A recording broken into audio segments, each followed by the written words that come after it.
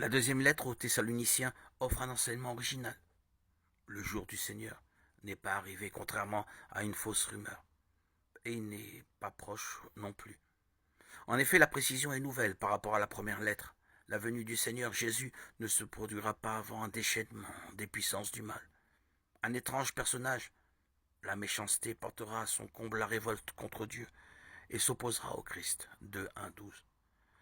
Dans cette épreuve, les croyants devront, comme ils le font déjà, s'attacher fermement à la bonne nouvelle. Par ailleurs, la perspective de la fin des temps, proche ou lointaine, ne doit pas les détourner de leurs responsabilités. Sans se lasser, il convient de faire le bien. 3:13. La formule celui qui ne veut pas travailler, qui ne mange pas non plus, 3:10, est souvent citée. Elle invite à ne pas confondre la foi en Dieu et la fuite devant les réalités de la vie. Le passage sur la puissance secrète de la méchanceté n'est pas facile à comprendre. Ne cherchons pas à savoir qui est visé concrètement par cet être qui va à sa perte et veut prendre la place de Dieu. 2:3-7. Selon le langage des écrits apocalyptiques de l'époque, souvent inspiré par le prophète Daniel, ce nom désigne l'ennemi absolu, celui qui s'oppose au Christ.